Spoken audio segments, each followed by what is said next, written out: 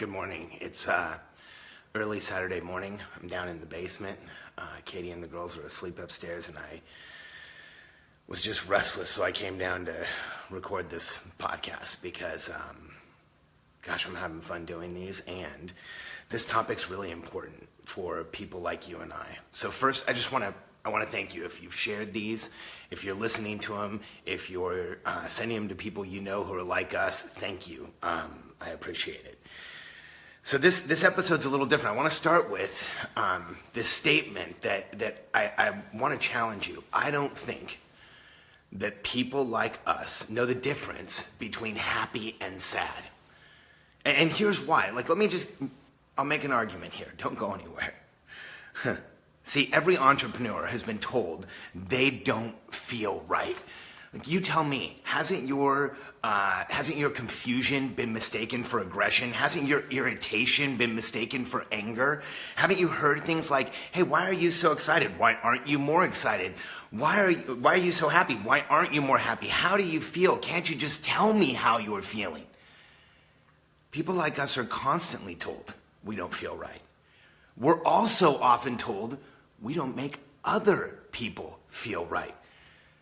See, this world of feelings is confusing to us. How many times have you heard things like you hurt someone's feelings without even trying? I'm one of those people that I can make someone cry just by having a conversation, and it wasn't on purpose.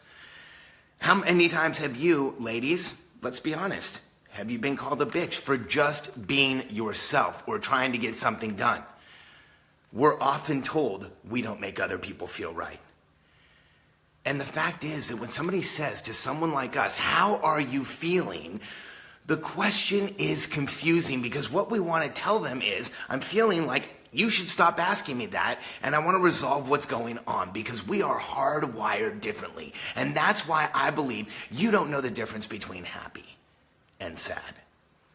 Now, I know you figured it out. It's binary. It's on, off. Happy's on, sad's off. However, what's the difference between sad, frustrated, pissed off, ticked off, confused, and just plain not going to talk to you? The fact is, there's little, if any, difference at all.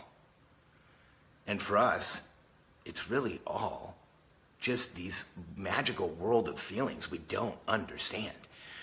How many of you, like me, have been in front of that chart with the title that says, how are you feeling? You know what I'm talking about. It has all the faces on it, and there's happy and sad and all the feelings I just named. I can remember when I was a kid, and by the way, if you haven't seen it, then let me remind you where you might have been. The principal's office, vice principal's office, disciplinary office, the probation office, warden's office. I'm just telling you where I've seen it. I'm kidding. Kind of. Every time I was parked in front of that chart, it felt like a pop quiz I wasn't prepared for. Over time, I realized that if I would just answer sleepy, they would think it was environmental and leave me alone. See, that magical world of feelings doesn't work for us. Entrepreneurs are hardwired differently. Here's what I believe you've been after your whole life: momentum. You tell me, did you hear me say that or did you feel it?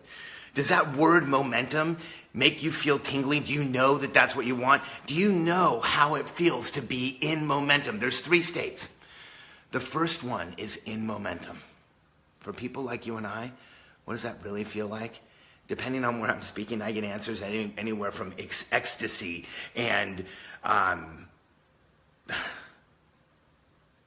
incredible and alive and like you can do anything and like the whole world's open and available and like you're achieving. And the fact is, momentum really is where people like you and I feel alive. And it's been written for centuries. The state of written about for centuries, the state of momentum, flow, in the zone. We've been convinced that it's temporary, but the fact is, you know that is when you feel alive. That is our purpose. It's to be in momentum. Now, the second state that we get into, there's only 3. The second one is when we're facing resistance. This is when the world's coming at you.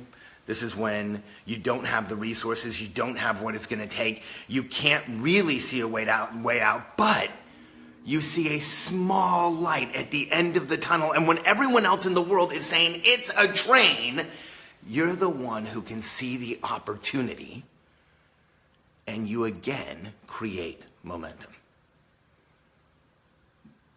We are momentum-based beings.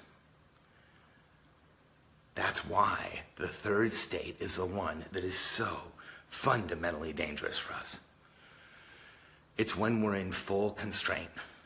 It's when the world has conspired against us. When usually we've conspired against ourselves. We really don't see the way out. We can't see forward. We feel completely and totally stuck in place.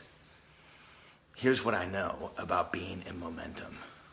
You are physically, cognitively, and chemically boosted. You actually can do more. You think more clearly, and you have that chemical high of being in momentum where there is a reciprocal effect when we are in constraint.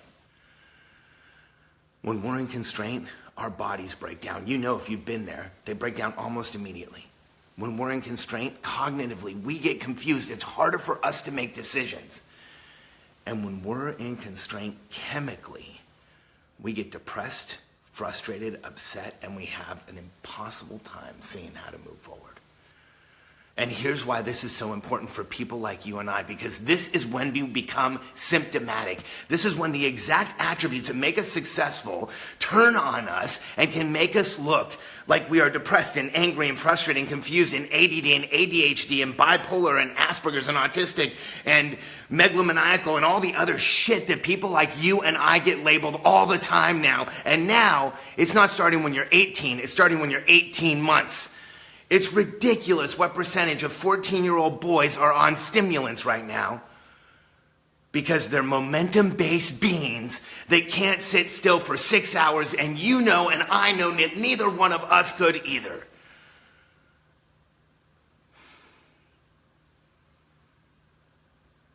We're different than the rest of the world. Entrepreneurial personality types are hardwired, momentum-based beings. In the next episode, I'm going to start breaking down for you the 10 entrepreneurial personality type attributes so you can see where all the success in your life has come from. And you can see where the success in your future will come from. And you can absolutely, with certainty, qualify yourself as an entrepreneurial personality type. If this meant something to you, do me a favor, share it for me. It's early Saturday morning. I'm breaking every social media rule here. Hardly anyone's watching, so I'm going to need some help to get some comments on this one. Thank you. All of our episodes are recorded live on Facebook, so I know that you can't comment or necessarily share this podcast, but what you can do is stop right now and subscribe to this podcast. Help us out in getting this ranked on iTunes by subscribing, and you'll know exactly when a new episode comes out. In episode 4, let me share with you the entrepreneurial personality type attributes so you can be absolutely certain you're one of us.